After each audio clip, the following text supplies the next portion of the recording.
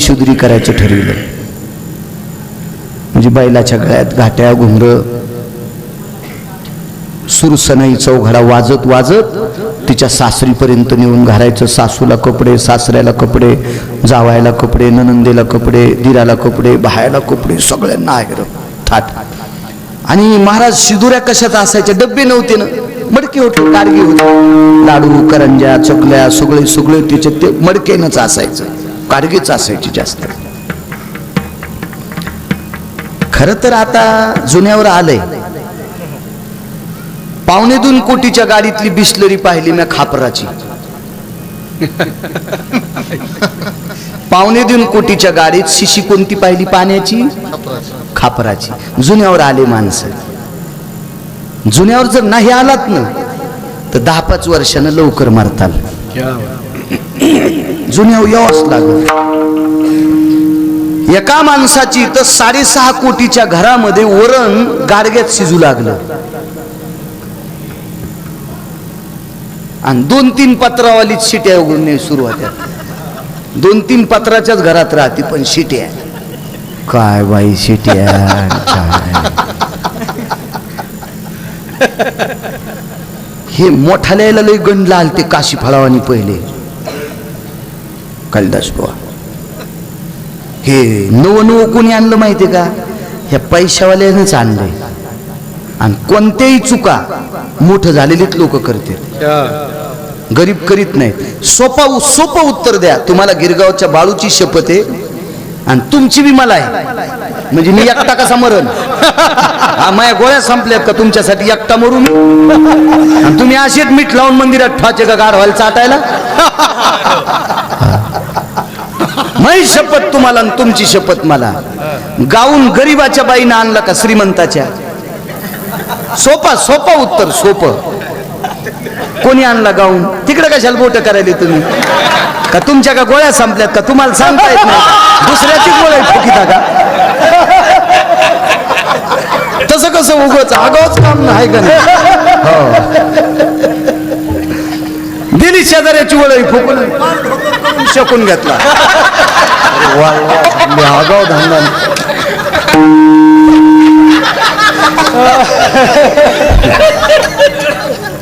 कोण चुका करतंय? पैशावाले होऊ नये असं मी म्हणत नाही, पण हेच चुका करते. 40 वर्षापूर्वी या पैशावाली हरामखोर लोक गुळाचा चहा पिणाऱ्याला भिकारचूट म्हणत होते. ही पैशावाली हरामखोर गुळाचा चहा पिणाऱ्याला भिकारचूट म्हणत होते, गुळाच्या पुरणपोळ्या करणाऱ्याला भिकारचूट म्हणत होते. आता गुळाच्या चहा पुढे महाराज कोणाच्या गाड्या उभे राहिल्यात इमानदारीनं सांगा तुम्हाला. इथे सेंद्रिय गुळाचा चहा भेटेल. आणि त्या चहावाल्याला विचारलं तुला जमीन किती? ते म्हणला गुंठाभर नाही. मग बायकोच्या डोसक्या ऊस लावला होता का तो? गुंठाभर जमीन नाही त्याला. इथे सेंद्रिय गुळाचा चहा भेटेल. ऊस कुठे लावला होता? पप्याच्या माईच्या टाळूवर. तरी आपण तिथं जातो का नाही? जुन्यावर आलीत माणसं आली. एक साधं हॉटेल हो, पण गाड्या महारुद्रबुवा तिथं भरपूर. आणि एक हॉटेल 4 मजली पण मोजक्या गाड्या. आपल्याला काही जेवायचं नव्हतं. जिथं कीर्तन केलं त्यानं रांगोळी लावून जेव घातलं होतं. कशाला बदाव नांगर घालायचा फाळ मोडायला. तिथंच जेवलो. ज्या बाईची चप्पल पाहायला भेटत नाही तिनं आम्हाला भातावर तूप टाकलं, तरी वाटकाने तिकडे जीव लागला. मूर्खपणा आहे ना ते. मी तिथंच जेवलो. पण ड्रायव्हर म्हणलं काय काम आहे? म्हणलं काय नाही बाळू, आपल्याला फक्त फरक विचारायचा. हॉटेल 3 मजली आणि हे 1 मजली, इथं गर्दी कस काय? तर ते संध्याकाळची वेळ असल्यामुळे त्याच्याकडे चमकायची काठी. चलो चमकायची काठी असते आणि दिवसा एक माणूस असतो, हवाने भरलेला माणूस असते. हवा असते त्याच्यात, हवा. आणि ते एकच हात करतो. ते काय सांगत नाही शाकाहारी का कोणतं आहे, ते फक्त इतकंच काम. मी म्हणतो त्याचं ते कस काय हाडं मोडत नाहीत काय माहिती, गुडुल गुडुल गुडुल गुडुल गुडुल सुरूच राहतं त्याचं ते. महाराज आहेत का काय? म्हणलं हो. महाराज जेवायचं का? नाही. मी एकच विचारायलो की तुमचं 1 मजली हॉटेल आहे, इतकी गर्दी कस काय? एवढं VIP इतकं कस काय गर्दी नाही? त्याचं एकच कारण आहे, आमच्या बोर्डामुळे धकत आहे. तिथं बोर्ड लावला होता, इथं चुलीवरल्या बाजऱ्याच्या तीळ लावलेल्या भाकरी मिळत्या. मथारीचा फोटो होता भाकरी करताना, आणि त्याच्यावर फोकस लावलेला. असे टचटच तिळ दिसू लागले तयावरल्या भाकरीला, चुलीला लावलेल्या भाकरीला, तिच्या हातातल्या भाकरीला असे तिळाची वाटी, बाजऱ्याचं पीठ, सरपण सरकवली अशी म्हातारी. मग त्याला विचारलं, ही म्हातारी? ते म्हणलं 9 वर्षापूर्वीच मेली. पण नुसता म्हातारीचा फोटो पाहूनच इतकी गर्दी, जुनं पाहून इतकी गर्दी. चला, हे सगळ्या शिदोऱ्या कशात होत्या? गाडग्यात. याच्यावर आलते ना आपले.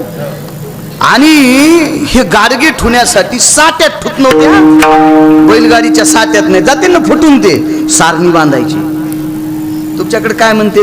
धुराला म्हणजे ज्वाला लाकूड बांधून मागं बांधायचं. आमच्याकडे त्याला सारणी म्हणते. तुमच्याकडे जो काय भाग असेल ते. आणि मग त्याला ते असं इणून घ्यायचं, मधात साळीचं तणस टाकायचं आणि त्याच्यात गाडगी पोरगी वाट लावायची रघुनंदन बुवा.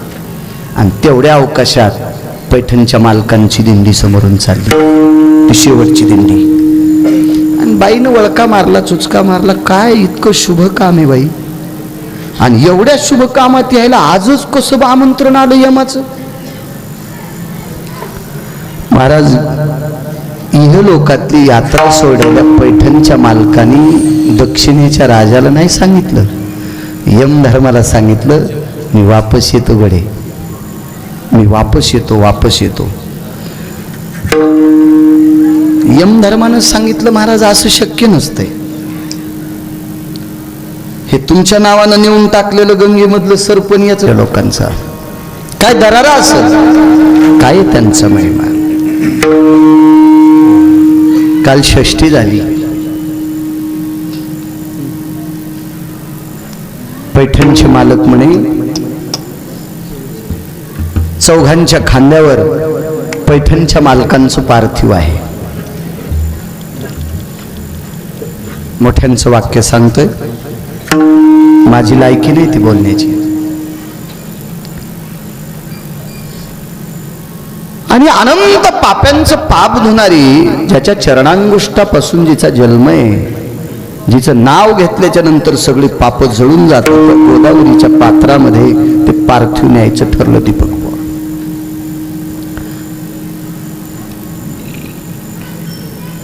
वैकुंठवासी साहेबराव महाराज सोनोटीकर म्हणायचे,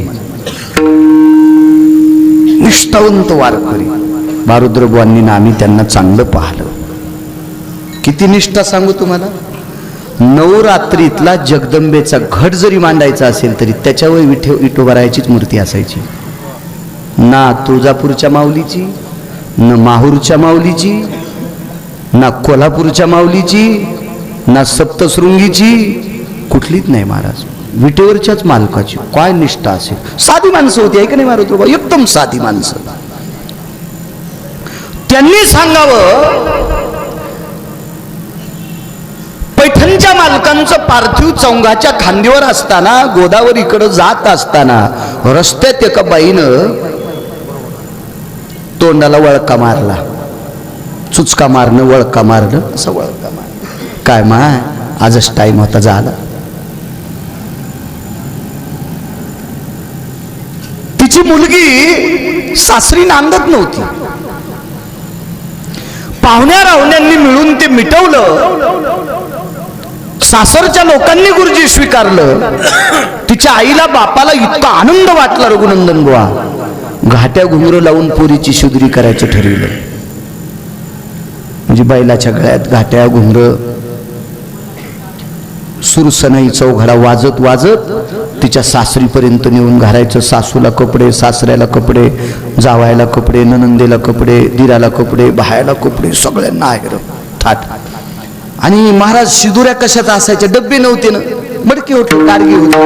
लाडू, करंज्या, चकल्या सगळे सगळे त्याच्यात ते मडकेनंच असायचं, गाडगेच असायचे जास्त. खरं तर आता जुन्यावर आलंय. 2.25 कोटीच्या गाडीतली बिस्लरी पाहिली मी खापराची. 2.25 कोटीच्या गाडीत शिशी कोणती पाहिली पाण्याची? खापराची. जुन्यावर आले माणसं. जुन्यावर जर नाही आलात ना तर 10-5 वर्षानं लवकर मारताल. जुन्यावर यावंच लागल. एका माणसाची तर 6.5 कोटीच्या घरामध्ये वरण गाडग्यात शिजू लागलं आणि 2-3 पत्रावालीच शिट्या उघडणे सुरू होत्या. 2-3 पत्राच्याच घरात राहते पण शिट्या काय बाई शिट्या काय.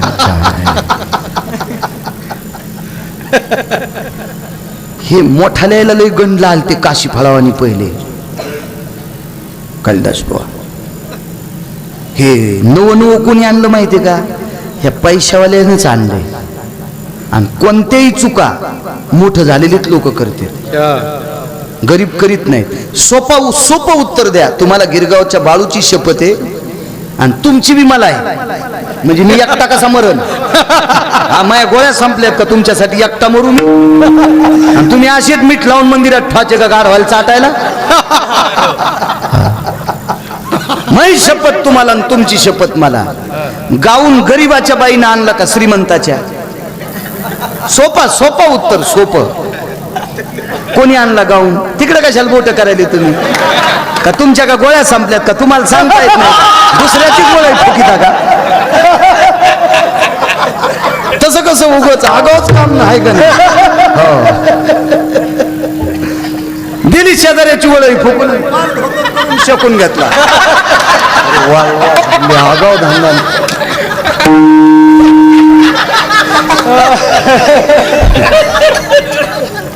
कोण चुका करतंय? पैशावाले होऊ नये असं मी म्हणत नाही, पण हेच चुका करते. 40 वर्षापूर्वी या पैशावाली हरामखोर लोक गुळाचा चहा पिणाऱ्याला भिकारचोट म्हणत होते. ही पैशावाली हरामखोर गुळाचा चहा पिणाऱ्याला भिकारचोट म्हणत होते. गुळाच्या पुरणपोळ्या करणाऱ्याला भिकारचोट म्हणत होते. आता गुळाच्या चहा पुढे महाराज कोणाच्या गाड्या उभ्या राहिल्यात? इमानदारीनं सांगा तुम्हाला. इथे सेंद्रिय गुळाचा चहा भेटेल. आणि त्या चहावाल्याला विचारलं तुला जमीन किती? ते म्हणला गुंठाभर नाही. मग बायकोच्या डोसक्या ऊस लावला होता का तो? गुंठाभर जमीन नाही त्याला. इथे सेंद्रिय गुळाचा चहा भेटेल. ऊस कुठे लावला होता? पप्याच्या माईच्या टाळूवर. तरी आपण तिथं जातो का नाही? जुन्यावर आलीत माणसं आली. एक साधं हॉटेल हो, पण गाड्या महारुद्रबुवा तिथं भरपूर. आणि एक हॉटेल 4 मजली पण मोजक्या गाड्या. आपल्याला काही जेवायचं नव्हतं. जिथं कीर्तन केलं त्यानं रांगोळी लावून जेव घातलं होतं. कशाला बदाव नांगर घालायचा फाळ मोडायला? तिथंच जेवलो. ज्या बाईची चप्पल पाहायला भेटत नाही तिनं आम्हाला भातावर तूप टाकलं तरी वाटकाने तिकडे जीव लागला. मूर्खपणा आहे ना ते. मी तिथंच जेवलो. पण ड्रायव्हर म्हणलं काय काम आहे? म्हणलं काय नाही बाळू, आपल्याला फक्त फरक विचारायचा. हॉटेल 3 मजली आणि हे 1 मजली, इथं गर्दी कस काय? तर ते संध्याकाळची वेळ असल्यामुळे त्याच्याकडे चमकायची काठी. चलो चमकायची काठी असते आणि दिवसा एक माणूस असतो. हवानं भरलेला माणूस असते. हवा असते त्याच्यात हवा. आणि ते एकच हात करतो. ते काय सांगत नाही शाकाहारी का कोणतं आहे. ते फक्त इतकंच काम. मी म्हणतो त्याचं ते कस काय हाडं मोडत नाहीत काय माहित. गुडुल गुडुल गुडुल गुडुल गुडुल सुरूच राहतं त्याचं ते. महाराज आहेत का काय? म्हणलं हो. महाराज जेवायचं का? नाही. मी एकच विचारायलो की तुमचं 1 मजली हॉटेल आहे, इतकी गर्दी कस काय? एवढं VIP इतकं कस काय गर्दी नाही? त्याचं एकच कारण आहे, आमच्या बोर्डामुळं धकत आहे. तिथं बोर्ड लावला होता, इथं चुलीवरल्या बाजऱ्याच्या तीळ लावलेल्या भाकरी मिळत्या. मथारीचा फोटो होता भाकरी करताना आणि त्याच्यावर फोकस लावलेला. असे टस तिळ दिसू लागले तयावरल्या भाकरीला, चुलीला लावलेल्या भाकरीला, तिच्या हातातल्या भाकरीला. असे तिळाची वाटी, बाजऱ्याचं पीठ, सरपण सरकवली अशी म्हातारी. मग त्याला विचारलं ही म्हातारी? ते म्हणलं 9 वर्षापूर्वीच मेली. पण नुसता म्हातारीचा फोटो पाहूनच इतकी गर्दी आहे. जुनं पाहून इतकी गर्दी आहे. चला हे सगळ्या शिदोऱ्या कशात होत्या? गाडग्यात. याच्यावर आलते ना आपले आणि हे गाडगे ठुण्यासाठी साट्यात ठुत नव्हत्या, बैलगाडीच्या साट्यात नाही, जाते ना फुटून ते सारणी बांधायची. तुमच्याकडे काय म्हणते, धुराला म्हणजे ज्वाला लाकूड बांधून माग बांधायचं, आमच्याकडे त्याला सारणी म्हणते, तुमच्याकडे जो काय भाग असेल ते. आणि मग त्याला ते असं इणून घ्यायचं, मधात साळीचं तणच टाकायचं आणि त्याच्यात गाडगी पोरगी वाट लावायची रघुनंदन बुवा. आणि तेवढ्या अवकाशात पैठणच्या मालकांची दिंडी समोरून चालली, ती शेवटची दिंडी. आणि बाईनं वळका मारला, चुचका मारला, काय इतकं शुभ काम आहे बाई, आणि एवढ्या शुभ कामात यायला आजच कसं आमंत्रण आलं यमाचं. महाराज, इहलोकातली यात्रा सोडलेल्या पैठणच्या मालकांनी दक्षिणेच्या राजाला नाही सांगितलं, यमधर्माला सांगितलं, मी वापस येतो गडे, मी वापस येतो, वापस येतो. यमधर्मानं सांगितलं, महाराज असं शक्य नसतंय, हे तुमच्या नावानं नेऊन टाकलेलं गंगेमधलं सरपण याचं काय करायचंय, जळतण लाकडं काय करायचे ते ठरवते म्हणले. ते हुशार लोक येत, तुझ्यापेक्षा जास्त हुशार असते सरंड असणारे, यमापेक्षा हुशार असतात बरं का. इकून लाव, तिकून लाव, हे मानाखाली घाला, हे कमराखाली घाला. किती बी तरुण मेला तरी ती तिथे बक बक करते. कधी कधी वाटते लाकडं काढून यायला घालाव, म्हणजे ते मड तरी हिशोबात जळण, याच्या शाखानं चांगलं जळण. याला सरळ शहाणी म्हणायचं. नाथबाबांनी यमधर्माला सांगितलं, तू काळजी करू नकोस, मृत्यू लोकात सरळ शहाणे खूप लोक आहेत, त्या सरपणाचं काय करायचं ते ठरतील, तू नको काळजी करू. नाही, पण आता तुम्ही जर उठून बसले तर तुमच्या अंत्यविधीला आलेले मागचे लोक ते म्हणले, माया माग येणारे असे अंधश्रद्धाळू नाहीत. मी उठून बसल्याबरोबर ते म्हणतील, काय मालकांचा पुरुषार्थ, ते पळून जायचे नाही, सकाराम तात्या जिता झाला. ते का अशी लोक होती काय ते?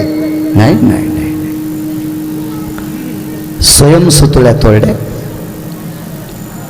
तेवढी खाली टेकायला लावली आणि सांगितलं, मला जिच्यावर झोपील तर का ही नेऊन पेटून द्या, आता ही पेटून द्या. महाराज, यमधर्म विचार करतो, चौघाच्या खांद्यावर एकदा बसलेला माणूस पुन्हा आता चौघाच्या खांद्यावर बसवायचा आहे का? श्रुती तिथेही हजर आहे, श्रुती तिथेही हजर आहे. महाराज, आता काय तू काळजीच करू नकोस, मी एकदा चौघाच्या खांद्यावर बसलो आणि एकदा खाली उतरलोय ना, आता पुन्हा चौघाच्या खांद्यावर बसणार नाही.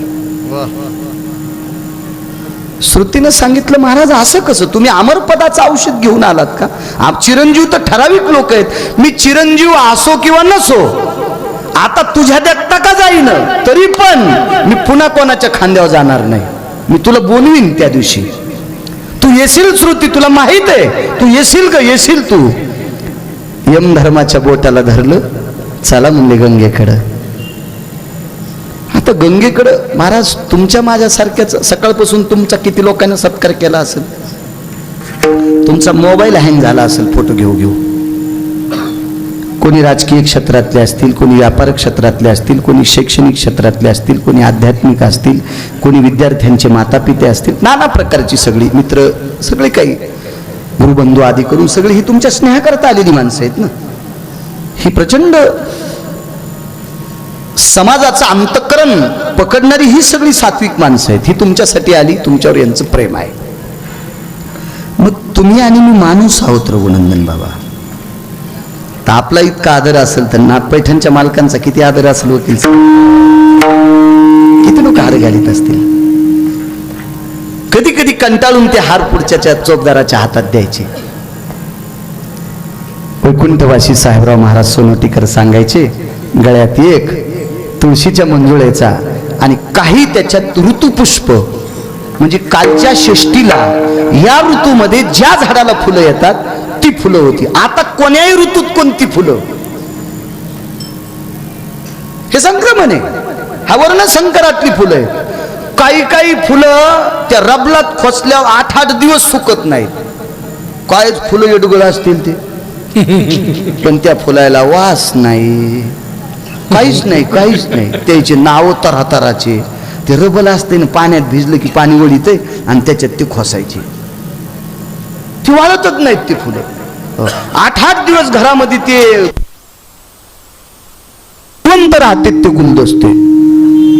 ऋतुपुष्पम समर्पयामी, देवाला जर पूजा करायची असेल ना तर शिवजीला बेल लागतो. तर आपल्याकडे बेल नसेल तर सोपा शब्द ऋतुपुष्पम समर्पयामी, प्रभू या ऋतूमध्ये हे फुल उत्पन्न आहे, आम्हाला बिलवदळ सापडलं नाही, याच्याकरता हे तुम्हाला समर्पित करतो, माफ करा. तुळशीची मंजूळ पांडुरंगाला आवडते पण आपल्याकडे मंजूळ नसेल, बुट ठेवायला अलमारी आहे पण तुळस लावायला वृंदावन नाही आपल्याकडं, असलं एखाद्याकडे तर वृंदावनाच्या बाजूला शेळीची मेप ठोकलेली ती शेपोळी तुळशीला वरीची उदेणं असं म्हणजे खूप ठिकाणी असतं ना. तर मग अशा वेळेला मंजूळ कुठून सापडेन आपल्याला, मग फुलंच समर्पित. ऋतुपुष्पम समर्पयामी, माफ करा प्रभू आमच्याकडे मंजूळ नाहीये. शोकांतिक आहे, या देशातल्या मुसलमानाच्या दारात तुळस होती, या देशातल्या, या राज्यातल्या, या देशातल्या मुसलमानाच्या दारात तुळस होती. आणि तुळस असल्याशिवाय आपल्या हिंदूंची लग्न लागत नाहीत. नामदेवरायचं लग्न बिना तुळशीचं कसं लागल? बिदरच्या बादशाच्या दारात तुळस आहे.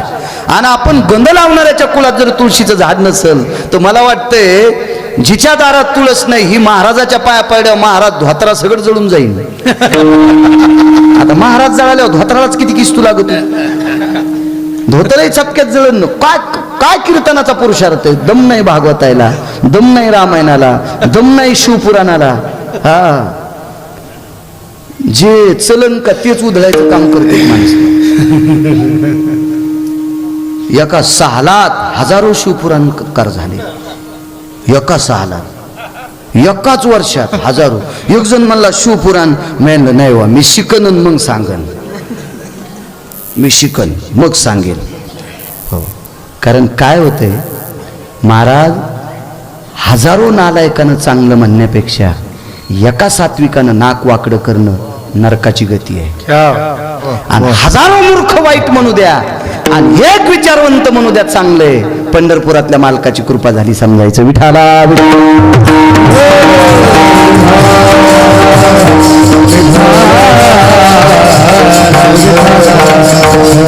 दम नाही शिवपुराणाला, दम नाही रामायणाला, दम नाही भागवताला. महाराज कोणाला वाटत नाही आपल्याला पैसे नसावं? हातवरी करा बरं. आयसा कोणी दावा हे जया नावडे, कन्यापुत्र घोडे दाराधन, नाही त्या सुटली द्रव्यलोभ माया, भस्मदंड छाया तरुवराची. नाही महाराज, प्रत्येकाला आवडत आहे. याला भांडायचं कधी नाही, याला भांडायचं. अन्नमान धन याला भांडायचं, याला भांडायचं. तुम्ही काही केल्यानं श्रीमंत होऊ शकत नाही. वाघुरीचं सार कलय, वाघूर कळती ना, वाघुरीत शिकाऱ्यानं वाघूर लावली आणि हरण अडकलं. बरे हरण किती झटके दिल्यावर सुटन? हे जितके जास्त झटके देईल का तितकं ती दोरी त्याला आवळती, तितकी दोरी त्याला आवळती. आपण जितका आगावपणा केला तितका आपण भिकारचोट होऊ शकतो, तितका आपण भिकारचोट होऊ शकतो. मला सांगा, आम्हाला ना किती पोते उचलल्यावर आडत दुकानदार होईल? मगाशी विषय झाला ना आपला. आम्हाला ना किती पोती, किती ट्रक भरल्याच्या नंतर आडत दुकानदार होईल? नाही.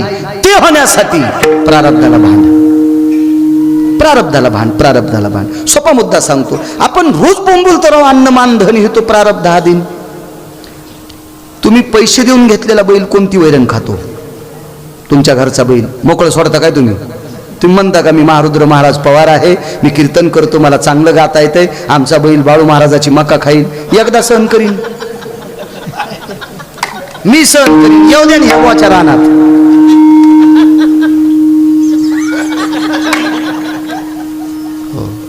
मला असं वाटतं आगावपणा वाटताना हे 3दा रांगीला लागले होते आणि ब्रह्मदेवाला कळालं नसेल हे माणूस 3दा कस काय.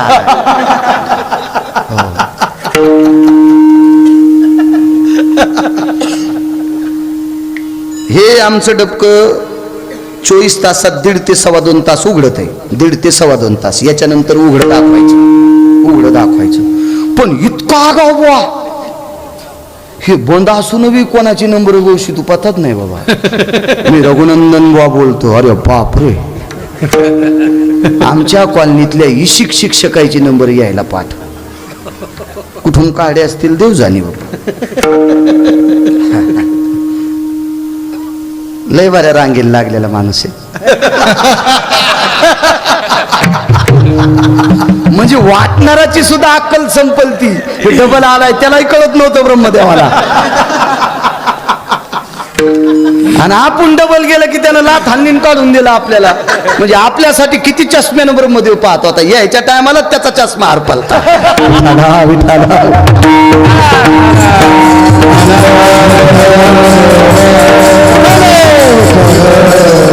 आपण घेतलेली बैल आपली मका खातात वकील देवाला सोडायला कठाळ्या. मग तुमची घेतलेली बैल श्रीमंत का देवाचा कठाळ्या श्रीमंत? मग काही काही कठाळे असते. कुणीकडची कुणीकडे लाई जाऊ नका उग यालाची बेलाला आणि शिमग्याच्या तेलाला. नशिबाला भांडायचं, नशिबाला नशिबाला भांडायचं. चला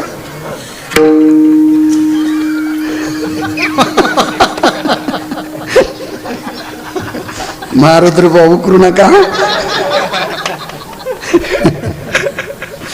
कशावर सांगत होतो गेलो विसरून. चला यमाला सोबत घेतलं यमधर्माला. ऋतुपुष्पम समर्पयामी. फुलांची माळ आणि तुळशीच्या मंजुळाची माळ गळ्यात होती. श्रुती जवळ आहे बुवा. पत्रकार येते, महाराज अधिक पत्रकार, वारकरी पत्रकार मोजके येतं, त्याच्यापैकी तुम्ही एक आहे. आणि श्रुतीनं सांगितलं महाराज काय काय नाही तू बघत राह. यमधर्मानं सांगितलं काय? यमधर्म महाराज तुम्ही म्हणाल चौघाच्या खांद्यावर बसले, आता डबल पुन्हा चौघाच्या खांद्यावर बसता येत नाही, त्याच्यासाठी तुम्हाला बोलिले. आता नाही खांद्यावर बसायचं. आणि पवित्र गंगेच्या पवित्र तीर्थामध्ये प्रवेश केला आणि गळ्यातली फक्त पुष्पाची माळवरी आली. ती समाधी प्रतिष्ठानला, ती समाधी प्रतिष्ठानला. ना जलचरांना ठाव, ना स्थावराला, ना जंगमाला, ना आतळात, ना वितळात, ना सुतळात, ना तळातळात, ना रसातळात, ना पाताळात, ना 21 वर्गात, ना 14 भुवनात. कोणाला माहिती पार्थिव कुठे? फक्त गळ्यातली माल्याधिनी सुगंधिनी, फक्त गळ्यातली पुष्पाची माळ. पुन्हा नाही. यम सुद्धा तोंडात बोट घालीत होता. हाताचं नाही रघुनंदन बुवा, यम अंगठा चोकीत होता पायाचा. काय आश्चर्य पैठणच्या मालकांचं. पुन्हा नाही कोणाच्या खांद्याचा स्वीकार केला, ना कोणाचा आधार घेतला आणि आपला देह समर्पित केला. महाराज गोदावरीला सुद्धा कळालं नसेल. ती सुद्धा विचार करत तिच्यात तुमच्या माझ्यासारख्याची लय हाडं टाकलीत फुकल्याच्या नंतर.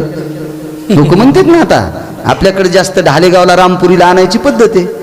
पण आता जरसे पैसे झाले की पैठणला न्या, जरसं झालं की नाशिकला न्या. कोणी सांगतो कुठं न्या, कुठं न्या ना. त्यानं पहिलं काय केलं ते सांगा. त्यानं पहिलं काय केलं ते सांगा. त्याला फुकल्या जाळातून देशीचा वास येऊ लागला. म्हणजे मरायच्या आधी इतकं पेलेलं होतं. पेटील्या साहेबराव महाराज सोनोटीकर म्हण, हा कोठाळकर दादा म्हणायचे, मातीला गेलेल्यात निशा आली. त्यांचं साहेबराव दादाच नाव होतं. साहेबराव दादा कोठाळकर म्हणायचे, इतकं पेलं मेलं तर त्याला पेटीलं, त्याच्या वासानं खांदेकर याला निशा आलती. रघुनंदन महाराज याला हरिद्वारच्या गंगेत जरी भिजलं तरी मोक्ष कसा मिळेल? ही तुमची आमची सगळी नाटकं आहेत. महाराज गंगा कोणालाही स्वीकारित नाही, कोणालाही स्वीकारित नाही. आस्ती ह्या निष्पाप होत असतात, पण कोणाच्या? तुका म्हणे रक्षा झाली आपल्या, पण कोणाची? आणि कोणाची झाली असती तर जरासंधाच्या का नाही झाल्या? जरासंधाच्या कट्ट्यानं जितके तीर्थ आहेत तितक्या तीर्थामध्ये आस्ती टाकल्या होत्या, तेवढ्या तीर्थात, पण नाही शुद्ध झाल्या, नाही विरल्या, नाही विरल्या, नाही विरल्या. शेवटी या आस्तीनं चांगल्या कुटुंबात भांडण लावलं. जरासंधाचे हाडं त्याच्या गोट्या तयार केल्या. लुडो लुडो लुडो ते लुडो तुम्ही मोबाईलवर खेळता. लुडोच्या गोट्या ह्या जरासंधाच्या हाडाच्या होत्या. आणि जरासंधाचं आणि पांडवांचं कट्टर वैर. हो. आणि शकुनीचं आणि कौरवांचं कट्टर वैर. वाक्य नीट ऐका, अनर्थ करू नका वाक्याचा. शकुनीचं आणि पांडवांचं गळ्याची शपथ वैरच नव्हतं. शकुनीचे सख्य भाषे कौरव होते आणि कौरवाचं आणि शकुनीचं वैर होतं. सख्या मामाचं वैर होतं. मामाला एक बी भाषा जिवंत ठेवायचा नव्हता. पैठणच्या मालकांचं पार्थिव कुठे याच्यावर बोलतोय मी, याच्यावर बोलतोय. महाराज गंगेला विचारणारी लोक नसतील कोणी? गोदावरी मातेला विचारलं नसेल कालिदास बा कुठे आहेत म्हणून? महाराज गंगा सुद्धा निरुत्तरित आहे. तिच्याकडे सुद्धा उत्तर नाही. माझ्याच जला समर्पित केलंय पण मलाही अजून पत्ता नाही. काय विरळ शरीर असेल महाराज, काय ते पावित्र्य. एक जण म्हणला महाराज सख्या बहिणीच्या पोरासोबत कस काय वाद? बहिणीच्या एका कट्ट्याने याचे 4 कट्टे मारले होते.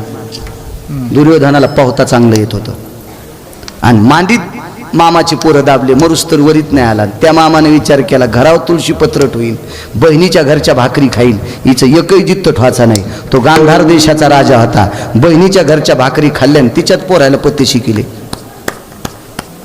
हे लुडो आस्ती कोणी केलत्या? याच्या गोट्या कोणी केलत्या? जरा संदाच्या शकुनीने केलत्या. आणि त्याला पक्क माहित होतं पांडवासाठी गोट्या पालथ्या पाडणार आणि कौरवासाठी सोयीच्या पाडणार. जितके कौरव जिंकतील तितके हे अतिताईपणा करतील, इतका अतिताईपणा करतील की हरिभक्ताला त्रास देतील. आणि हरिभक्ताला त्रास दिला की पंढरपुरातला खवताळूतून यायला नसल्याशिवाय राहतच नाही. इतकं निमित्त होतं. काय ताकद महाराज, काय वैर साधतील. याला म्हणायचं हाडवैर. हे त्याला काय म्हणायचं? हाडवैर. जरा संदाचं हाडवैर होतं आणि हे ऋणानुबंधातलं वैर होतं. शकुनी म्हणजे ऋणानु, याला हितचिंतक शत्रू म्हणायचं. सख्खा भाऊ आहे पण हितचिंतक. रावणाला मर्यादा पुरुषोत्तम रामचंद्रांनी मारलं नाही. रावणाला मर्यादा पुरुषोत्तम रामचंद्रांनी मारलं नाही, त्याच्या तुटक्या नाकाच्या सख्या बहिणीने मारलं. इतकं देऊन घ्या. हो, तिला इतका राग होता ज्यानं 33 कोटी देवता बंदीत टाकल्यात. त्याला माझं पोरग सांभाळता येत नाही. साम नावाचं काट्ट. माझा एक भाषाला सांभाळता आला नाही. याचा भाषा याला जिवंत ठेवत नाही म्हणून सीतेला आणायला लावलं. मग शाळेत शिकिते दादा मला एक वहिनी.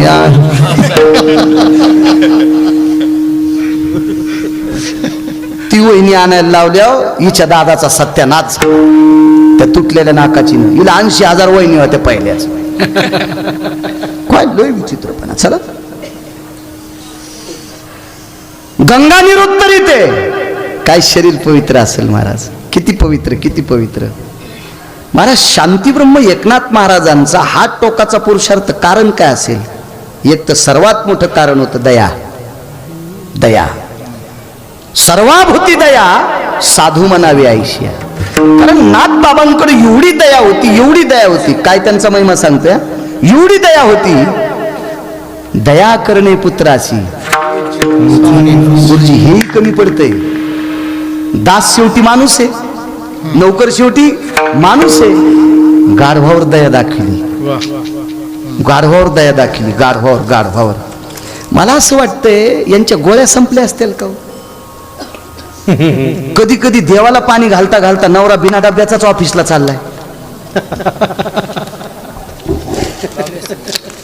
बर शिकीला यायला कोणी ते भंगीर यायना यायला चांगल्यांचं कुठं आवडत. देवाला पाणी घालायचं 700 वर्षापूर्वी नामदेवरानं सांगितलं होतं. एक पसा पाणी एक बिलवद.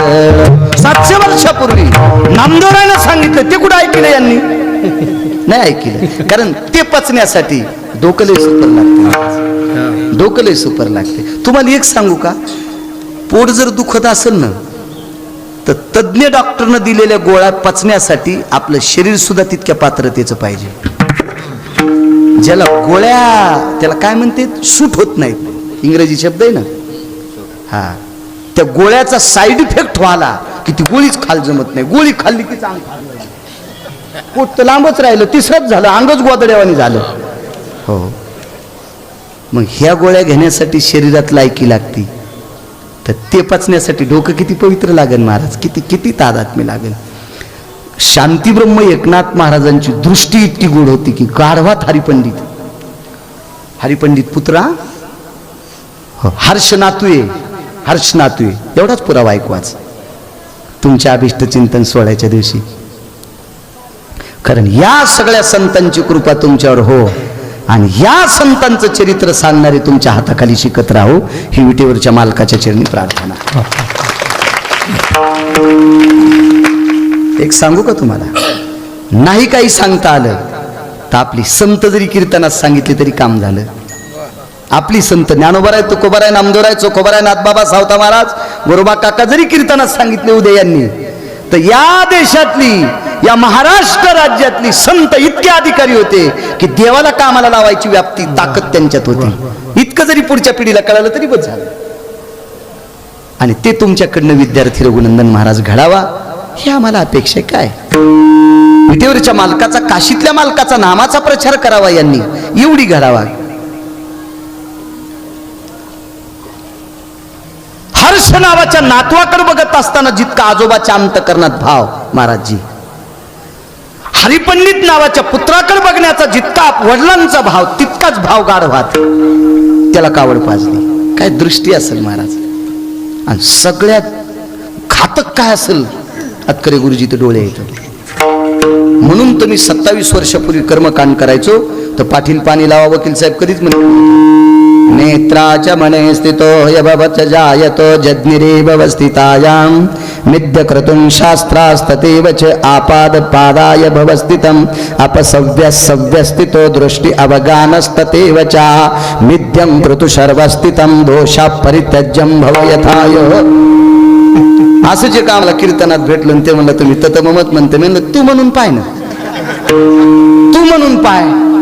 मो ततमम नाही फतमम आहे, पण तू म्हणून पाय ना सुंबळ्या. तू ऐकत आहे का कोणी? विठाला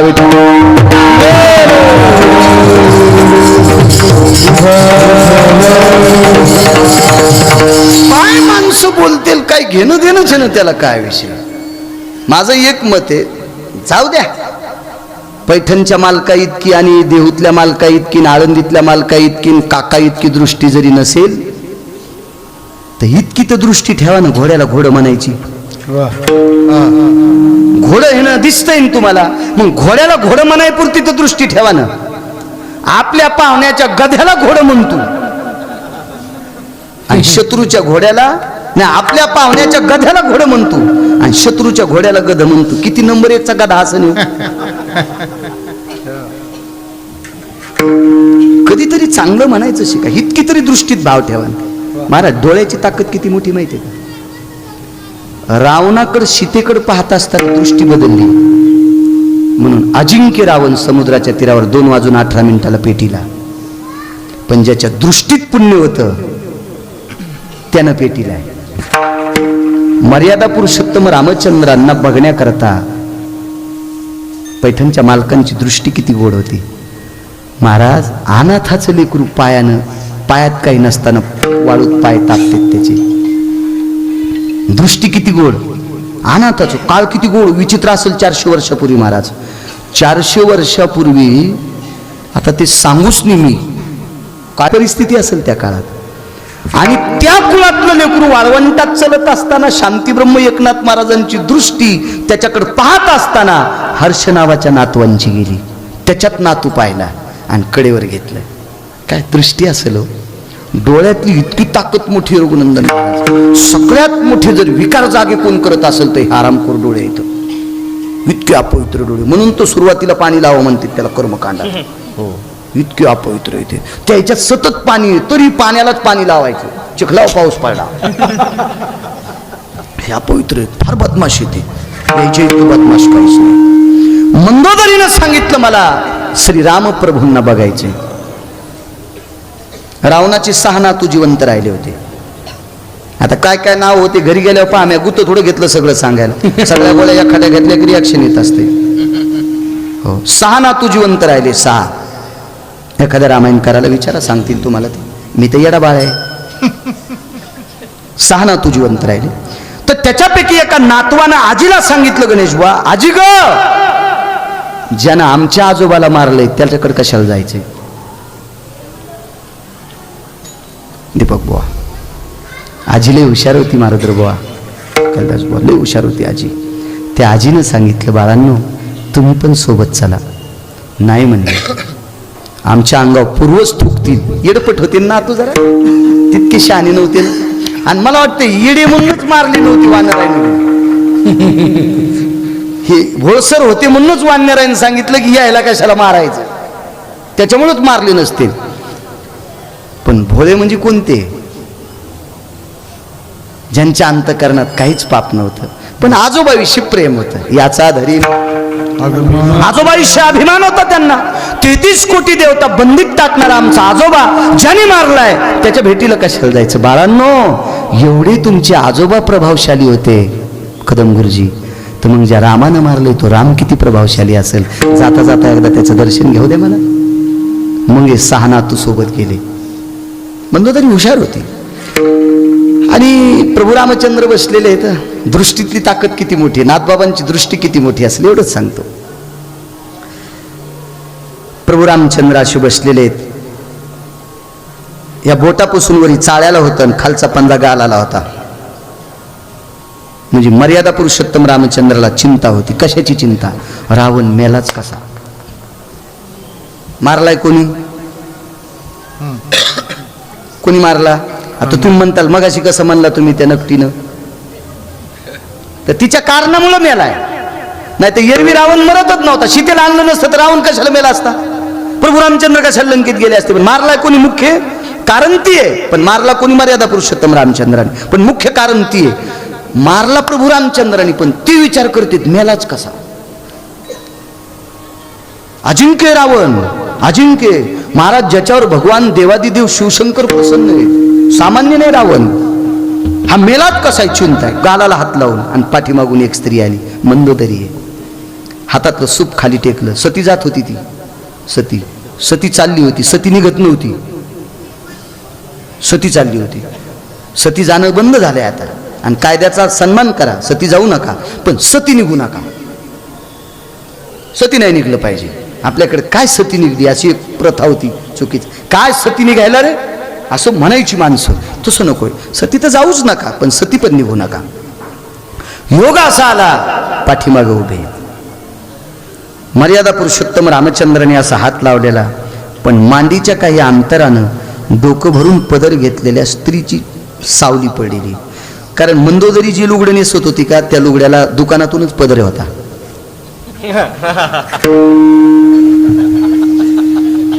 हो ना अरुण बुवा, ते लुगडं दुकानात घेतलं ना त्यावेळेला त्याच्यासोबत पदर होता. म्हणून ती पदर घेत होती. त्या लुगड्याला दुकानातूनच पदर होता. डोकं भरून पदर घेतलेल्या स्त्रीची सावली पडली. दृष्टीतली ताकद सांगायला. पैठणच्या मालकाची दृष्टी किती गोड आहे. सावली पडल्याबरोबर कपाळाचा चिंताजनक हात काढा दीपक बुवा, आणि त्या सावलीला बघून कपाळ मातीवर टेकलंय. मंदोदरी निघाली. मंदोदरीने पाठीमागून नमस्कार केला, निघली. ही स्त्री आपल्या पाया पडली. प्रभू रामचंद्राला कशावरून कळालं? कारण ती बांगड्या घालीत होती.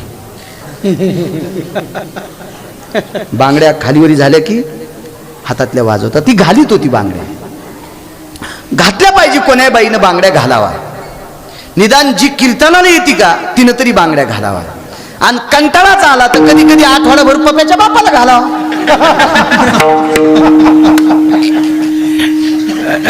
हप्ताभर तुम्ही घाली जा, हप्ताभर मी घाली जाईल, असं घालावा. बांगड्यामुळं मला बांगड्याचा लय पुरुषार्थ आहे. द्रौपदीचा पांडव कशामुळे वाचलेत? बांगड्यामुळे वाचलेत. महाराज राहुटीच्या बाहेरून नमस्कार केल्यावर आतून आशीर्वाद दिला होता, अखंड सौभाग्यवती भव. बांगड्या म्हणजे स्त्री पाया पडती. पण बाहेर आल्या बाई बी इतकी हुशार होती, या जन्मातला का पुढच्या? विचारलं आशीर्वाद या जन्मातला दिला का पुढच्या? म्हातारा बी लय हुशार. सोबत कोण आहे? ती म्हणली जोडा सांभाळणार. ती चपलापाशी उभं होतं. पंढरपुरातलं कोणाच्या चपलापाशी उभं होतं? द्रौपदीच्या. बुटाला चप्पलला काय म्हणतो आपण? जोडा. ते जोडा सांभाळणार. याचा द्विअर्थ लावा, ते जोडा सांभाळणार. ते नुसत्या बांगड्याची ताकद होती. अजून बांगड्याचा फार, कालिदासाच्या जीवनात बांगड्याचा फार मोठा पुरुषार्थ होता. फार मोठा पुरुषार्थ होता. कालिदासांच्या जीवनामध्ये एक सूरदास होते आणि एक कालिदास. दोघं असे बसलेले. महाराज कालिदास महाराज बी जवळच येते. पुराणातले कालिदास सांगतो आणि पुराणातले सूरदास सांगतो. सूरदासांना दिसत नव्हतं. पण सूरदासाचे कान इतके तीक्ष्ण होते. कुलवान घराण्यातली बाई पाणी घेऊन आली की लक्षात, कुलाय मस्तिक्षो यत गजगामिनियाम कुरंगा भव पावित्र्यास्ति जायो. कुलवान घराण्यातली स्त्री चालण्यावरच ओळखायची. हातात पाणी दिल्याच्या नंतर लगेच लक्षात यायचे, कुलो उत्पन्न मस्तिक्षो भवस्थिता ती जायते. काय सूरदासा भय व्याख्या. काय पुरुषार्थी व्यक्ती असेल की जी पाणी देत असताना काकणं किती वाजावा, चालत असताना गजगामिनियाम कुरंगा भयस्ती उंठाम पद गजगामिनियायाम. हत्ती कसा मस्तीत चलतो, महिमेत चलतो, अशा अवस्थेत कुलवान स्त्री चलत असते. काय ताकद असते सर्वान इंद्रियामध्ये, किती मोठी ताकद. बांगड्यानं कळाली, दर्शन घेतलं, मागं फिरून पाहिलं. माय तिने मागं फिरली. तिने प्रभू रामचंद्राकडे पाठ केली. तिने गुणवंदन बुवा माय म्हणून पाठ तोंड केलं. माय जी प्रभू माझ्याकडे आलतीस माय. हो, एक काम घेऊन आले. काम संपलं प्रभू. काय काम होतं? झालं माझं काम. मला कळेल वापस पाहिलंच नाही बुवा. विश्वाच्या बापाकडे पाठचे आणि तिकडं मालकाच्या प्रेताकडे तोंड करून सांगते, माझं एकच काम होतं. एवढी माझी पती पुरुषार्थी असताना तुम्ही त्यांना मारले, म्हणजे माझ्या मालकापेक्षा तुमच्याकडे काय शिल्लक आहे? मग कळालं. हो कळालं मला. काय कळालं? तुमच्याकडे एकच शिल्लक आहे. तुम्ही परस्त्रीची सावली दिसल्यावर पण नमस्कार करतात. परस्त्रीची सावली दिसल्यावर सुद्धा तुम्ही नमस्कार करताल, तर परस्त्री चेतन दिसल्यावर किती नमस्कार करताल. ही दृष्टीतली ताकद होती महाराज. ती दृष्टी पैठणच्या मालकांची होती. ती दृष्टी देहूतल्या मालकाची होती. जाई होतो माते काय ताकद. पैठणच्या मालकांच्या जीवनात काय दृष्टी महाराज. अनाथाचं लेकरू आपलं वाटावं, पाण्या वाचून तळमळणारं गाढव आपलं वाटावं, त्याच्यातलाही प्राण देव वाटावा. महाराज तो पिंड कुठे गेलाय? गोदावरी सुद्धा निरुत्तरित आहे. तिच्याकडे सुद्धा उत्तर नाही. ती पाप क्षालन हितार्थायाम.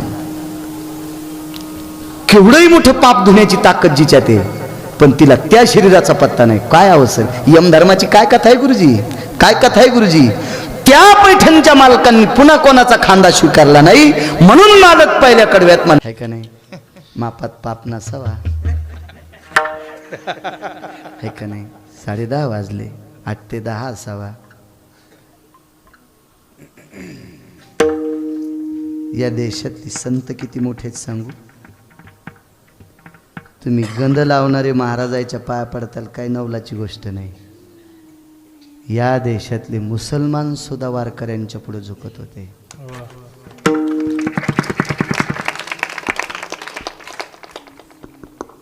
मुसलमान सुद्धा. जालन्याला 350 कोटीची जागा आहे. जालन्यात एक काजी होऊन गेला. त्या काजीनं राम मंदिर, कृष्ण मंदिर आणि गुरु गोविंद सिंगांचं ग्रंथ साहिब मंदिरासाठी त्यावेळेला 350 कोटीची जागा स्वातंत्र्यापूर्वी दिली.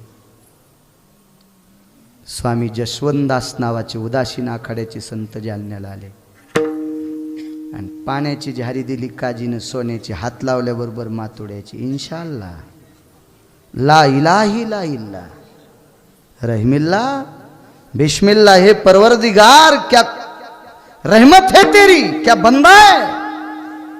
सोने के बर्तन को हाथ लगाने के बाद मिट्टी का हो जाता है. ये आली हिंदी मला.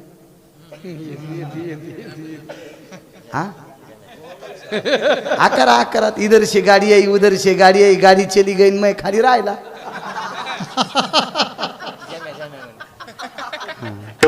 मला मराठी चांगली येते ना. काय गरज घरच्याचा इटन शेजाऱ्याचा भांगणीत. मला करायचं काय त्याच्यावर. जिला गौऱ्या लावता येत नाही ती म्हणली मी धिरडे करीते. राव दी म्हणलं मंजुळा. पिठल्यातले गोळे फुटणत म्हणली मी बासुंदी करते. मी म्हणलं तसंच पेतोत मुकाट्या बच्चे तुला पिठल्यातले गोळे फुटणत आणि बासुंदी कसं. मला मराठी येते ना. काय करायचं हिंदीहून. सोन्याच्या झारीची मातोड्याची केली. मांसाहार पुढं टेकला. ऋतुपुष्पम प्राप्तिरस्तु. फुलं तयार झाले. ले लो महात्माजी. काय के वास्ते. ये तो मंदिर नहीं, कोई मूर्त नहीं. काय के वास्ते फूल होना. ले लो बोले जगो. काठी फिरिल्याबरोबर त्या काठीच्या रेघेच्या आत जितकी जागा होती तितकी देऊन टाकली.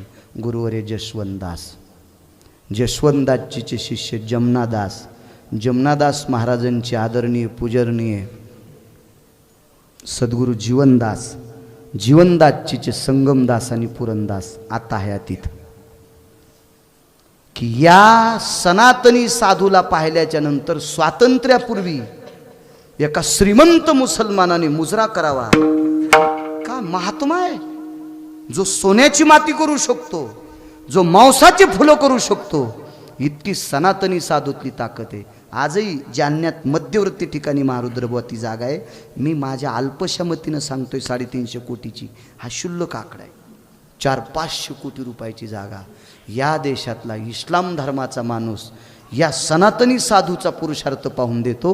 त्यार्थी आपले साधू किती मोठे असतील कल्पना करा. काय पुरुषार्थ असेल आपल्या साधूचा. याच्या पलीकडे सांगू, अनगडशा फकीर कोण होते? ते काय साधा फकीर होता, दुकानात धुपन काढणारा.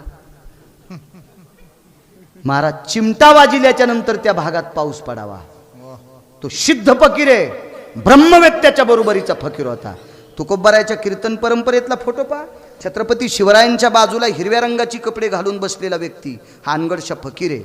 जीवनभर तुकोबारायचं कीर्तन आणि तुकोबारायची घोंगडी जमा करायचं काम केलं. काय महाराज पुरुषार्थ असेल. ज्याच्या कटोऱ्यामध्ये 350 पोते गहू टाकल्यावर भरत नाही आणि तुकोबारायच्या मुलीनं पिठाचे कण टाकल्यावर भरत आहे. त्यावरती तुकोबारायचं कुटुंब किती अधिकारी आणि 350 क्विंटल गहू टाकल्यावर कटोरं भरत नाही. त्यावरती अनगडशा फकीर किती अधिकारी. सिद्ध फकीर होता. पण त्याही फकीरानं तुकोबारायला मानावं. त्यावरती सनातनी संस्कृती किती मोठी आहे. हा वारकरी संप्रदाय किती मोठा आहे. काय त्यांचा महिमा. आणि त्या संप्रदायाचे प्रचारक तयार करण्याचं काम, त्या संप्रदायाचं नाव, त्या संप्रदायाचं बीज हेच आम्हा करणे काम. बीज वाढवावे नाम. या नामाचं बीज वाढवणारी शाखा, नामाचं बीज वाढवणारं केंद्र, नामाचं बीज वाढवणारी फॅक्टरी, नामाचं बीज वाढवणारी कंपनी, नामाचं बीज वाढवणारी ही शाळा तुम्ही चालवता. आणि त्या प्रभूचं नाव उंच करण्याची शाळा तुम्ही चालवता, ही संस्था चालवता. आणि म्हणून त्या संस्था चालकाला रघुनंदन महाराज पुजारी यांना उदंड आयुष्य लाभो आणि सदृढ लाभो. धर्मकार्य करण्यामध्ये तुमचा मोठा वाटा राहो आणि ते सदृढ आयुष्य माझ्या काकांच्या कृपेने, गोरोबा काकांच्या कृपेने, विटेवरच्या मालकाच्या, काशीतल्या मालकांच्या कृपेने तुम्हाला प्राप्त हो. उपस्थित सर्व महाराज मंडळी, श्रोते मंडळीला प्रणाम करतो. ज्यांचा मृदंग ऐकायला गोड वाटत होतं.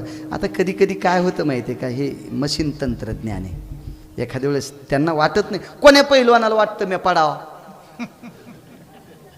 कोणाला वाटतं गुरुजी मी जिंकावा. ते बिचारे प्रयत्न करतात पण होतं कमी अधिक. कसं होतंय, उधाळताना वाऱ्याच्या हिशोबानं टिव हलावा लागतो. तुमच्याकडे टिवा म्हणत का काय, ते 3 पायाचं उफणायचं. आमच्याकडे टिवा म्हणत होते. ते लाकडं वरी फाळी, तिला 3 शिद्र 3 लाकडं अशी तिरपट असायची. हो, आणि वरून खालून भरून देणारा हात तिकून भूस जाते, तिकून बसली, भुसातच गेली. आणि भाकरी घेऊन आला, म्हणला यमुनी कुठे. मी आणलं भुसात. यमुनी भुसात. तिला कळतच नव्हतं ना, तिचं गुलूप शाट झालेलं. कीर्तन आताशी सुरू झाले, कसे उकळले बघा ना. अशीच आधी जशी पिराला कापायला न्यायची होती अशी बसली होती. काय माणसं. विठोबार खुमाई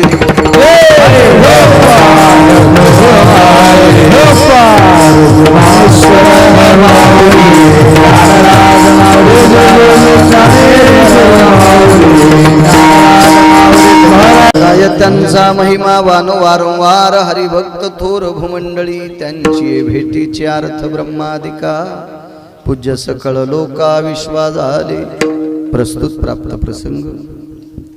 निवडलेला अभंग विश्वमान्य, विश्वभूषण, विश्वाधिकार, विश्वप्रिय, विटेवरच्या मालकाचा अंतकरण संत शिरोमणी निळोबाराय यांचा प्राप्त प्रसंगी निवडलेला अभंग. विठाला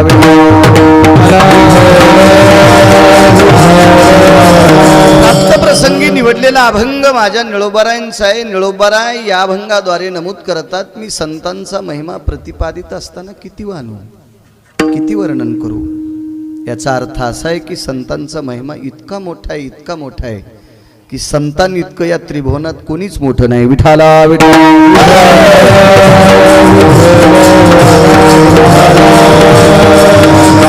नाना प्रकारच्या लोकांनी तर्क काढला असेल. जी संत विटेवरच्या मालकाचं भजन करतात, जी संत काशीतल्या मालकांचं भजन करतात, हे दोन देव मोठे नसताना संत मोठे का? याचं एकमेव कारण हे दोघही मोठे असतील, पण या दोघांना मोठं करण्यामध्ये हात कोणाचा असेल तर तो संतांचा आहे. विठाला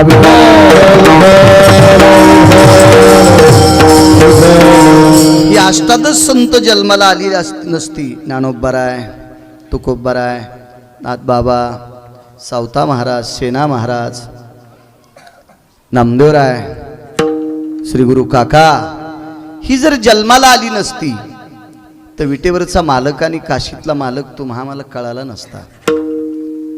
राजकीय क्षेत्रात जसे कार्यकर्ते मोठ्या लोकांचे देव असतात, तसं विटेवरच्या मालकाचे आणि काशीतल्या मालकांचे जर देव कोण असतील, मोठी कोण असतील, तर ही दोघे. आमुचिया भावे तुझ देवपण, आमुचिया भावे तुझ देवपण, कावी सरोनी राहिला, कावी सरोनी राहिला, कावी सरोनी राहिला. आमुचिया भावे तुझ देवपण, आमुचिया भावे तुझ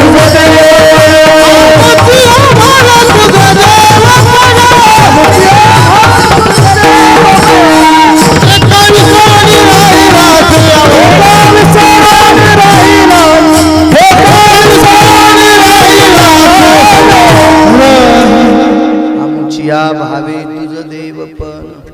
देवाला देवपण कोणी दिला असेल तर संतांनी. कुळीची हे कुळदेवी केली ठावी संतांनी. देवाला मोठं करण्याची अधिकार शक्ती कोणाकडे असेल तर ती संतांकडे आहे. देव मोठाच आहे, पण तो वैकुंठात विशिष्ट प्रकारची खोळ पांघरून बसलेला होता. तो तुम्हाला ठाव नव्हता. विश्वाच्या मालकाचे प्रचार प्रमुख कोण असतील तर ती संत आहेत. विश्वाच्या मालकाला जर ठावं कोणी केलं असेल, मोठं कोणी केलं असेल, विश्वाला दाखवलं कोणी असेल तर ती संतांनी. ती इतकी मोठी संत आहेत. तुम्ही जेवढा आशीर्वाद देताल तेवढा बोलण्याचा प्रयत्न करेल. विठाला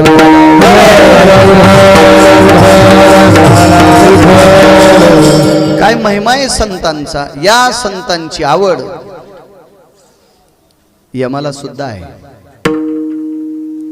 या संतांची आवड ब्रह्मदेवाला सुद्धा आहे. ब्रह्मदेवाला आवड आहे असं एका तार्किकाचं मत आहे की ब्रह्मदेव मृत्यू लोकात अपूज्य आहे आणि संत मृत्यू लोकात पूज्य आहेत. याच्याकरता ब्रह्मदेवाला आवडत असतील. इतकंच नाही, इतकंच नाही. संत पूजा आहे त्याच्याकरता आवडत असतील एवढंच नाही. कारण ब्रह्मदेवाने विचार केला की या सगळ्या जीवसृष्टीला निर्माण करणारा मी आहे. या जीवसृष्टीला मुंगीपासून तर झाडापर्यंत जीवसृष्टीला निर्माण करणारा मी आहे. पण असं काय असेल या संतांकडं की मी ज्यांना निर्माण केलंय माझंही मंदिर नाही.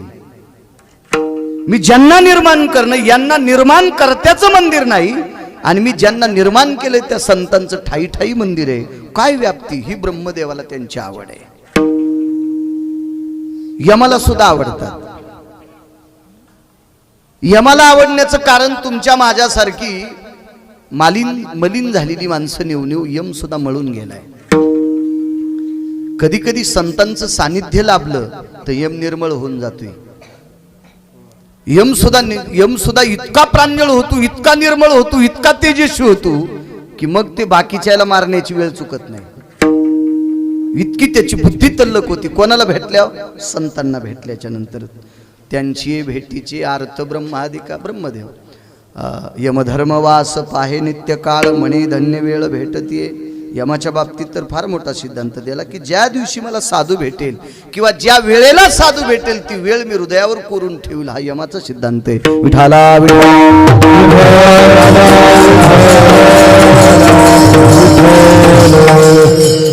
किती साधू मोठे आहेत. साधूची काय व्याप्ती आहे.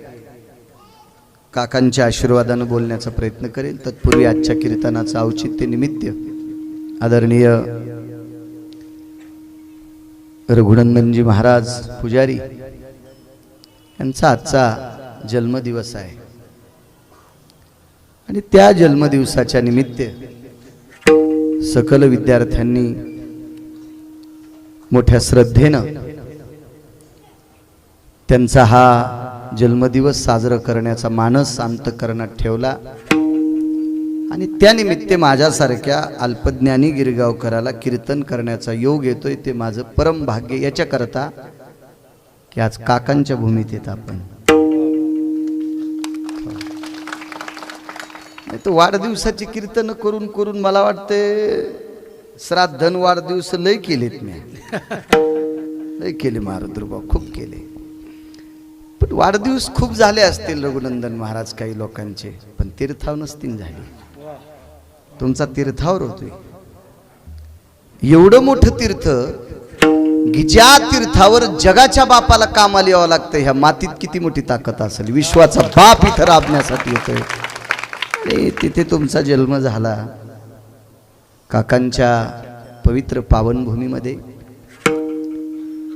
आणि कामही तुम्ही गोड करता। सध्या तरी 300 विद्यार्थी आहेत ते म्हणले 600 करून मरायचंय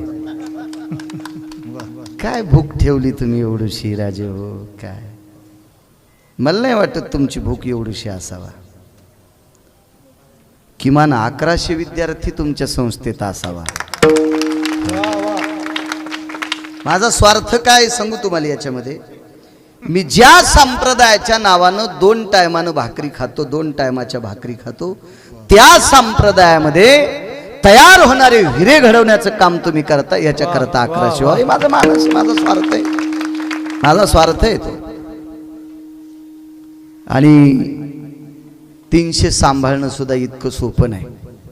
विद्यार्थी सांभाळायला याच्या हृदयाला मशीन लावा कदम गुरुजीच्या हृदयाला मशीन लावा मशीन जळून जाईल। मला 2च आहेत एक पोरग आणि एक पोरगी आता 10वीला मुलगी आहे पुढच्या वर्षी शिकायला टाकल्या मी एरवी तर 25% घरी खातो 75% बाहेर खातो आता तिची आई जर तिला भाकरी घालायला गेली तर मी कोणाला खायचं मला 2च आहेत 2च तर इतकी गुरुजी पंचायत मला पुढच्या वर्षीच आव्हान पडलं मी शेती काही असं ठरलं की आता शेतीचं पुढच्या वर्षी त्याच्या पुढच्या वर्षी तानात घ्यायचंच नाही आपल्यात भाकरीचा मेळ नाही तर कुठं शेतीच्या नादी लागायचं कोणाला तरी ती देऊन टाकावं असं माझं मानच झालं।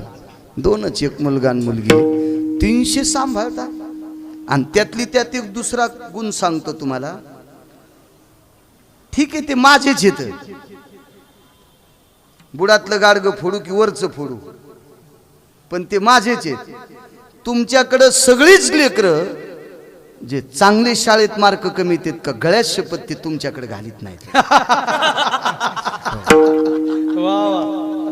कारण महाराजाकडे संस्थेत तेच लेकरं असतात की जे बुडातले गाडगे फोडीत वरचं फोडायचंच काम नाही ना बुडातलं फोडलं की उतरण सगळीच खाली पडती हे धोत्रात दिसतेत म्हणून शिस्तीत दिसतेत यायनं धोत्र सोडावा विठाला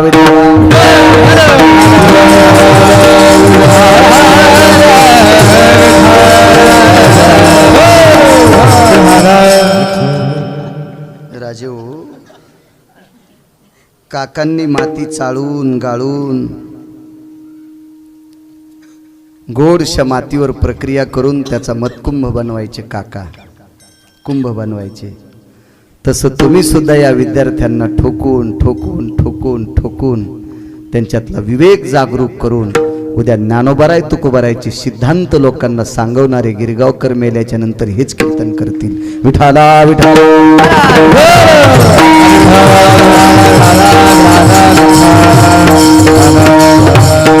संप्रदाय जिवंत ठेवण्याचं काम या संप्रदायाचा प्रचार करणारे नामाचा प्रचार करणारे तुम्ही घडवता याबद्दल रघुनंदन महाराज तुम्हाला कोटी कोटी धन्यवाद।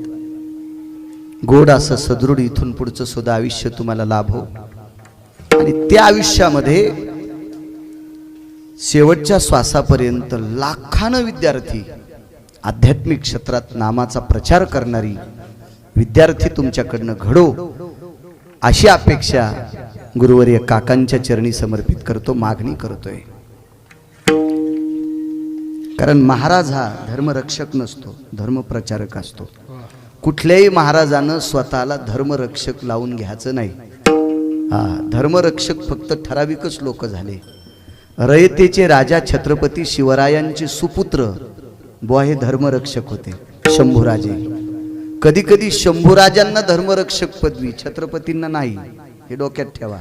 महाराणा प्रतापांना धर्मरक्षक पदवी, गुरु गोविंद सिंहांच्या मुलांना धर्मरक्षक पदवी. का? यांनी देहाचं बलिदान केलं धर्मासाठी. आपण गुरुजी धर्म प्रचारक आहोत. माझ्या ज्ञानोबाराय तुकोबारायच्या हेची आम्हा करणे काम, बीज वाढवावे नाम. माझ्या ज्ञानोबाराय तुकोबारायचा संकल्प हा पुढे नेण्याचं काम ही पिढी करेल. ही धर्माची पताका उंचवण्याचं काम ही पिढी करेल. आणि या पिढीला घडवायचं काम रघुनंदन महाराज करता. पुनश्च एकदा तुम्हाला कोटी कोटी धन्यवाद. विठाला विठाला विठाला.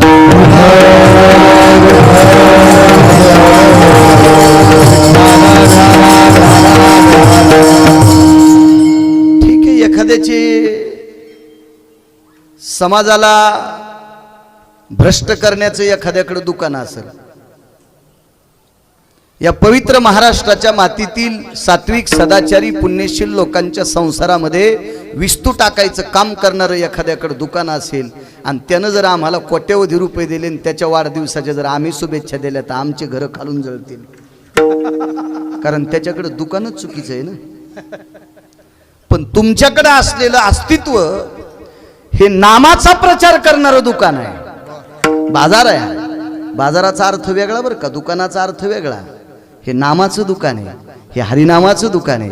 कारण हे भविष्यात कोण जाणो, कोण वेदांत सांगणारा होईल, कोण आचार्य होईल, कोणी पंडित होईल, कोणी विवेकाचं शिखर गाठेल, कोणी गाथा पाठ करील, कोणी ज्ञानेश्वरी पाठ करील, कोणी मृदंगातलं रत्न होईल, कोणी गायनातलं रत्न होईल, कोणी भागवताचार्य होईल, कोणी रामायणाचार्य होईल. नाना प्रकारचं हे घडवण्याचं दुकान अध्यात्माचं तुमच्याकडे आहे. आणि म्हणून असं काम करण्यासाठी तुम्हाला ती ताकद माझ्या विटेवरच्या मालकांना आणि काशीतल्या मालकांनी देवो. अशा तुमच्या या जन्मदिनाच्या विटेवरच्या मालकाच्या चरणी मागणी मागून ह्या शुभेच्छा तुम्हाला प्रदान करतो आणि माझ्या अभंगावर येतो. विठाला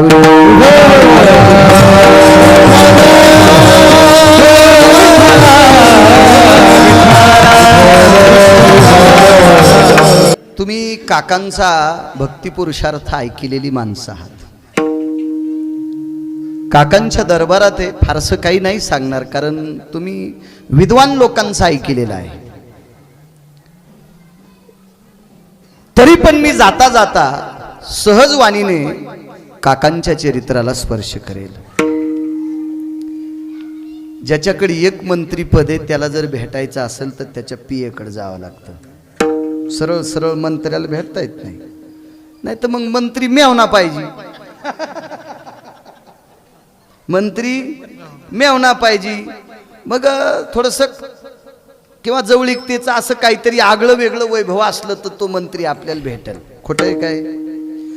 तुमच्या माझ्यासारख्या सर्वसामान्य माणसाला, मी गिरगावकर जरी असेल तरी एखाद्या मंत्र्याकडे जायचं असेल तर त्याच्या पीएला सांगावं लागेल, आपली चिठ्ठी द्यावं लागेल. बाबा माननीय साहेबांना सांग बाळू महाराज गिरगावकर आलेले, त्यांना तुम्हाला भेटायचे. मग ते मधात जाऊन सांगेल, मग ते बाहेर येऊन सांगतो की मधात 7-8 लोक बसलेले, ते उठल्याच्या नंतर पुढे 25 येतं. पण साहेबांनी सांगितलं पुढचे 7-8 झाल्यावर तुमची भेट होईल. म्हणजे त्याच्या पीएल भेटल्याशिवाय मंत्र्याची सुद्धा भेट होऊ शकत नाही. सगळे मंत्री, सगळी महाराज, सगळी व्यापार क्षेत्रातले, सगळी शैक्षणिक क्षेत्रातले, सगळे न्याय क्षेत्रातले, तुमचे पण दळीतो आज, सगळे न्याय क्षेत्रातले कोण्या दिवशी बटन दाबून मारायचे हे ज्याच्या हातात येतो पंढरपुरातला मंत्री. त्याही मंत्र्याच्या दर्शनाला जायचं असेल ना तर त्यांच्या दारात एक भक्तराज आहे. त्या भक्तराजाचं नाव आहे गरुड महाराज. कान धरून या.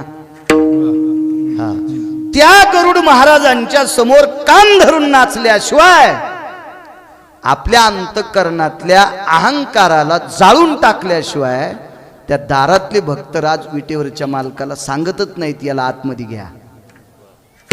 गरुडाची अनुमती लागते. या मंत्र्यांना भेटण्यासाठी त्यांच्या पीएकडे जावं लागतंय.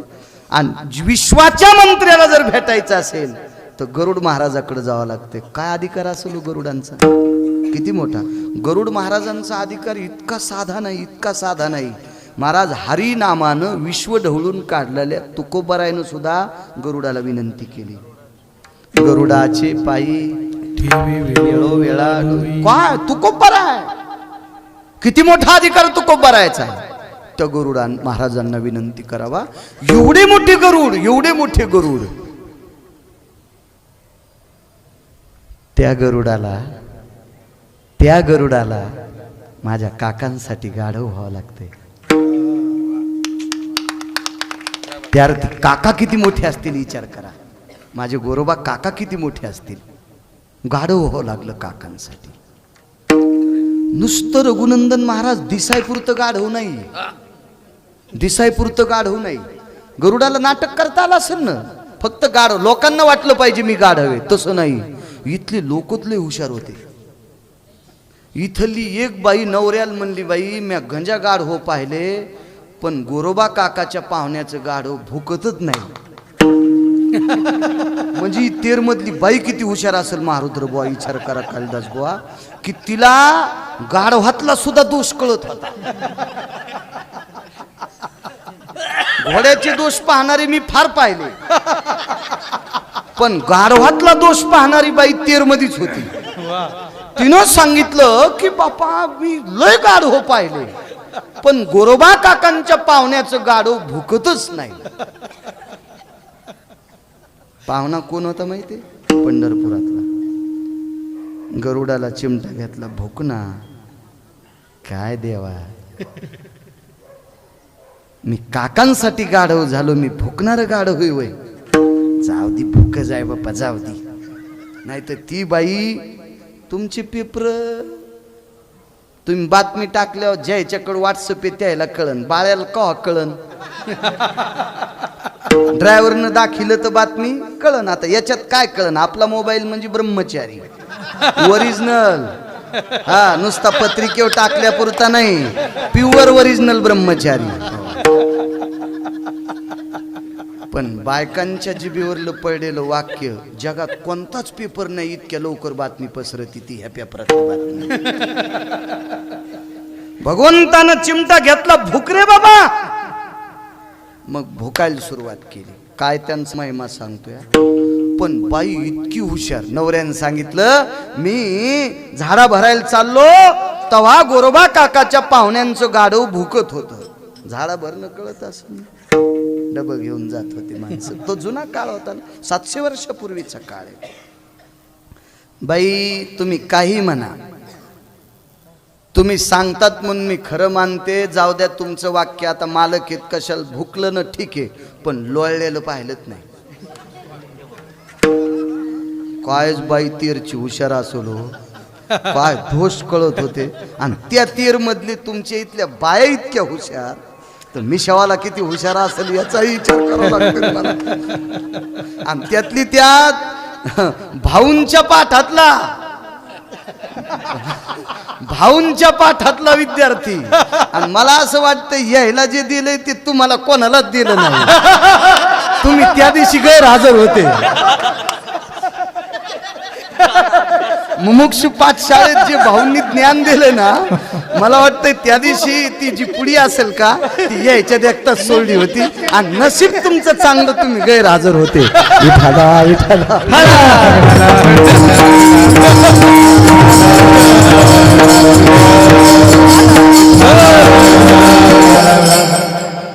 त्या बाईनं नवऱ्याला सांगितलं, मालक मी काय, तुम्ही काही म्हणा, भुकला असेल मी मान्य करते, पण ते लोळतच नाही. विटेवरच्या मालकानं गुरुजी चिमटा घेतला आणि म्हणले, गरुडा लोळ ना. ते म्हणले, मी काय गाढव आहे का? अरे गाढवांचं समाधान करण्यासाठी लोळ. तुम्ही ना का क्या बात म्हणू.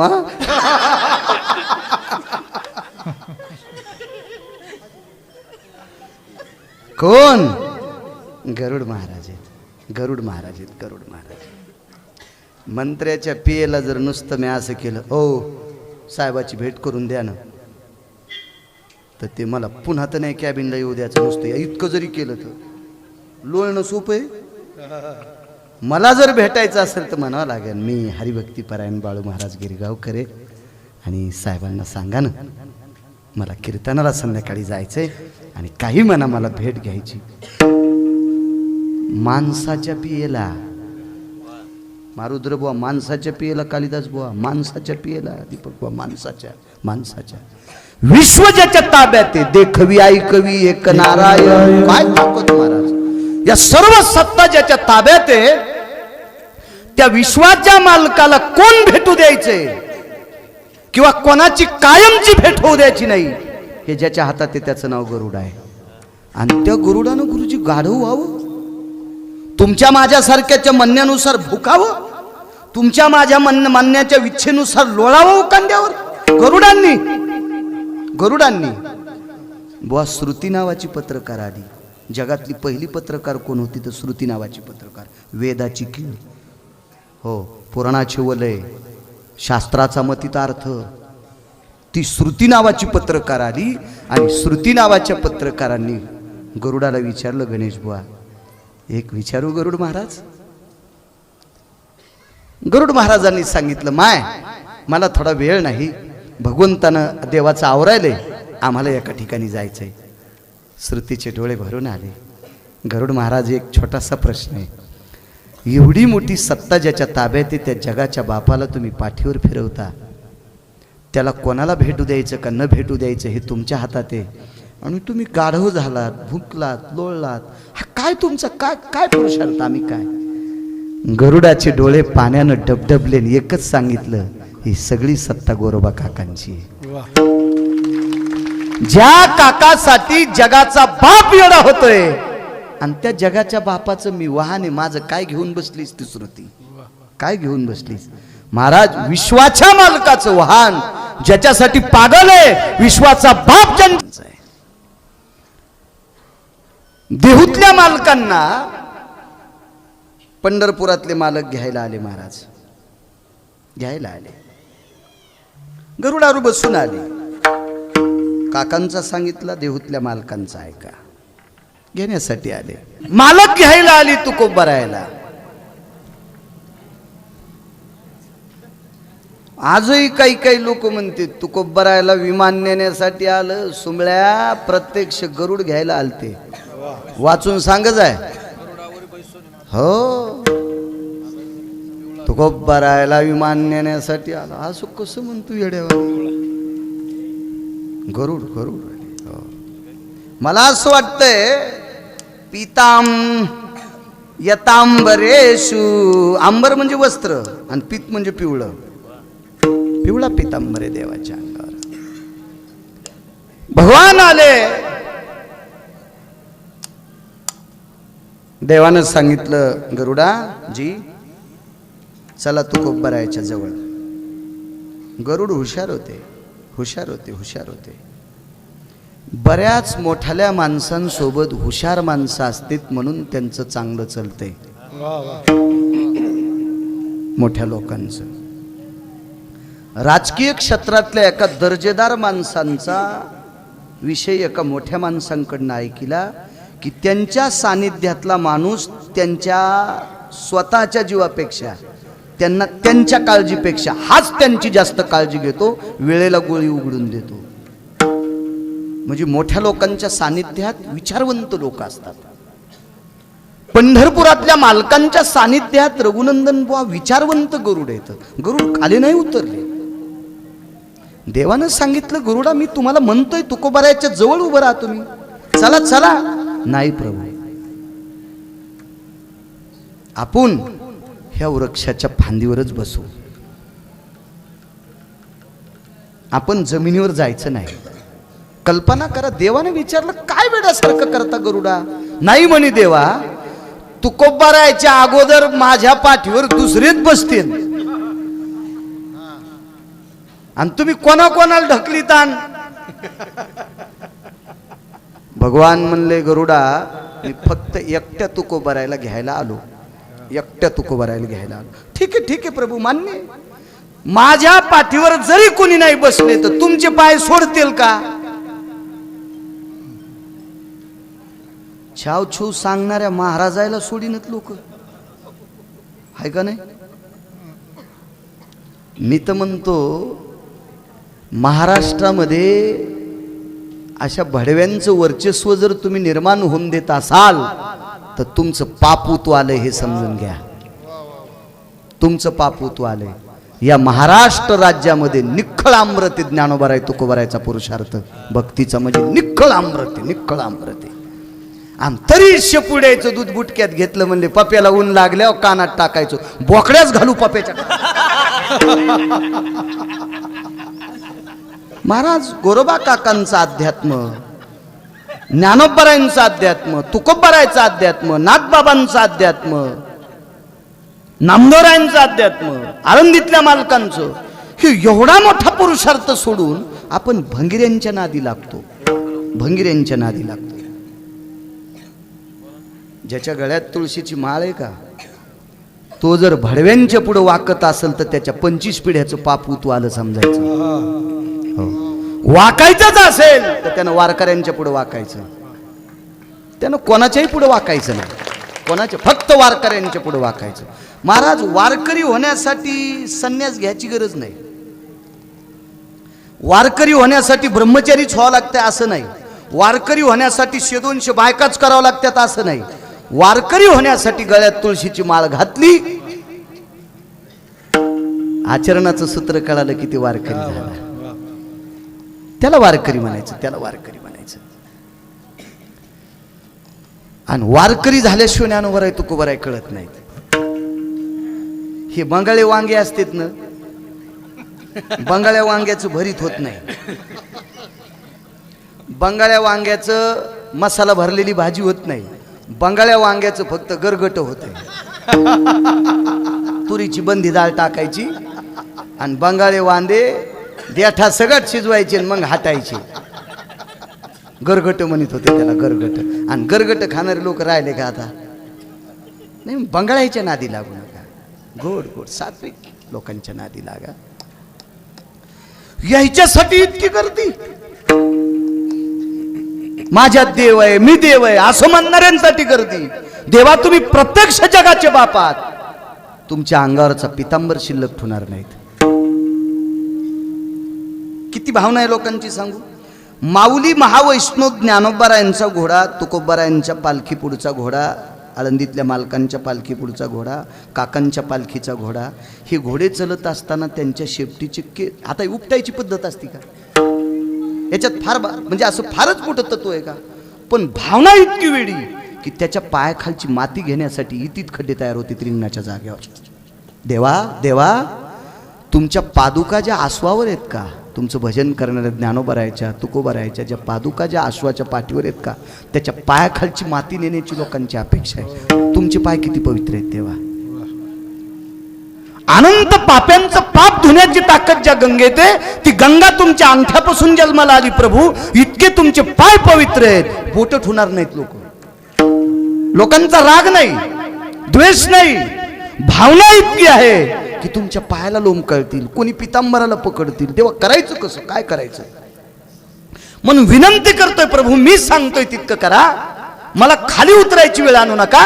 मी या वृक्षावर बसतो आणि मग तुकोबारायला वरी घ्या.